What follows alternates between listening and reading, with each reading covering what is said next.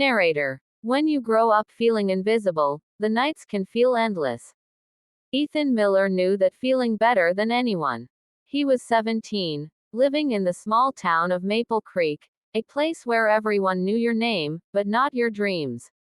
Most kids there were born into something. Family businesses, sports dynasties, small town fame. Ethan wasn't. He was just a skinny boy with secondhand sneakers, an old backpack, and a heart that wanted more. Every night, he'd stand on the porch of the little house he shared with his mother, staring at the stars above. Those stars looked like tiny promises, far away, but shining bright. He'd whisper to himself, "Someday, I'll be more than what they see." His mom, Linda Miller, was a nurse. She worked double shifts at Maple Creek Hospital and still managed to make breakfast every morning, usually scrambled eggs and a smile. "Ethan," she'd say, "it doesn't matter where you start. What matters is that you keep growing." At 17, those words felt like comfort. At 18, they became his compass.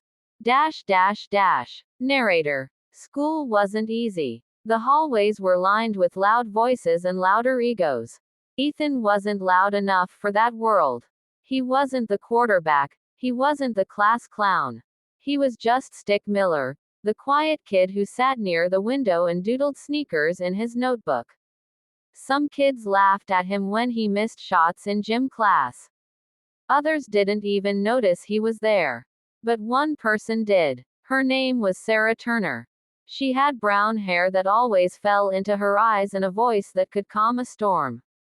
She sat behind him in history class. Sometimes, she'd pass him notes, little sketches of constellations and smiley faces. And every time she smiled, Ethan felt like maybe the universe hadn't forgotten him. One evening, Ethan stayed late at school. It was winter, and the air was sharp with cold. He missed the bus and decided to walk home through the park. As he crossed the basketball court, he saw the lights still on. The place was empty except for a few old water bottles and a flickering street lamp. He walked to the center of the court and whispered to himself, "I want to be strong. Not strong like the football guys. Strong enough to face life. Strong enough to show up." And that's when a voice behind him said, "You're out here late, son." Ethan turned. It was Coach Brooks, the school's gym teacher. He was in his 50s, gray-haired, wearing a hoodie that said Maple Creek Athletics. "Just thinking," Ethan replied. "Thinking's good," the coach said. "But doing is better. You ever think about training?" Ethan laughed nervously. "I'm not really the athletic type." Coach Brooks smirked. "Neither was I, until I decided to stop saying that." He paused. "Meet me at the gym tomorrow.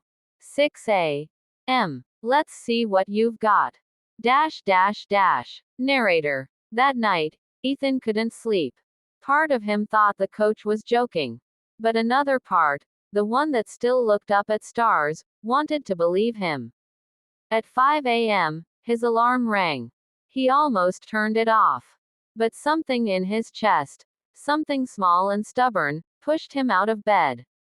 By 5:45, he was standing outside the school gym, breath visible in the cold air.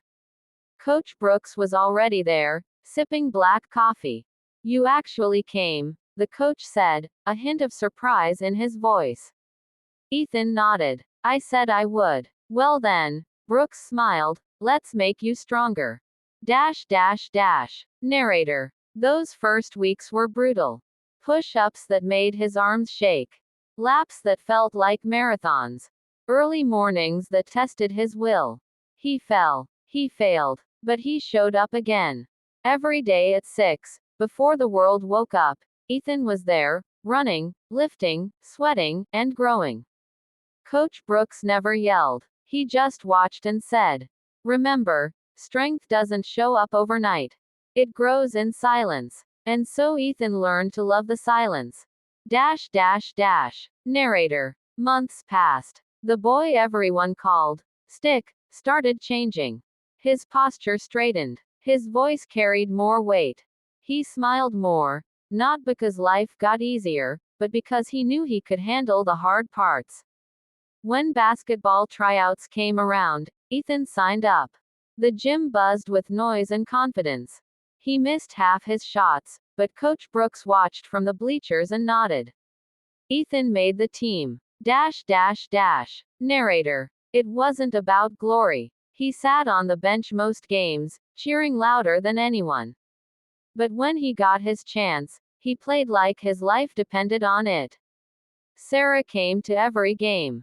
After his first match, she ran up and said, "You didn't score, but you showed up. That's brave." Her words stayed with him longer than any applause. Narrator. By senior year, Ethan's reputation had changed. He wasn't the strongest, but he was the one who never quit. People started saying things like, "If Miller can do it, anyone can." And maybe that was true. But Ethan knew what they didn't see: the 5 a.m. alarms, the aching muscles, the lonely mornings when doubt crept in. He fought all of that quietly. And he kept winning. Narrator. The biggest game of his life came one Friday night in December. Maple Creek High was playing their biggest rival, Riverdale. The gym was packed. Parents, students, and teachers filled the stands. Ethan's mom even managed to get the night off work. The first half was rough. Maple Creek trailed by 10 points. The team looked tired. Coach Brooks called a timeout. He looked straight at Ethan. "Miller," he said, "you've been training for nights like this. Don't play for the scoreboard. Play for the kid who never gave up."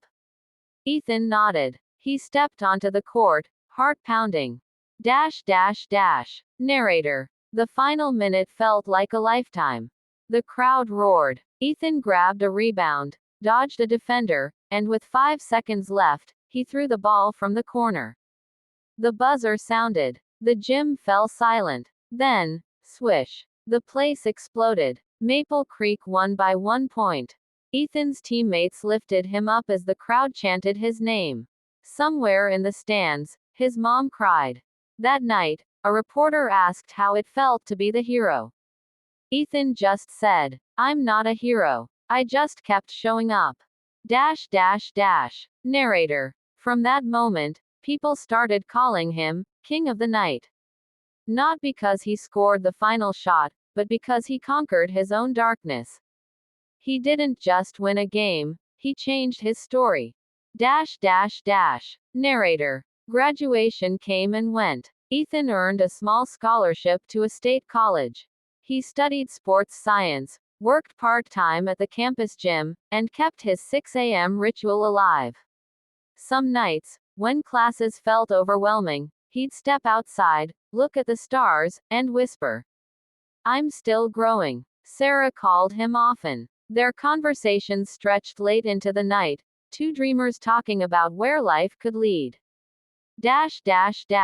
Narrator. Years later, Ethan came back to Maple Creek. This time, he wasn't the invisible boy. He was a coach, a mentor, and a symbol of what quiet persistence could build.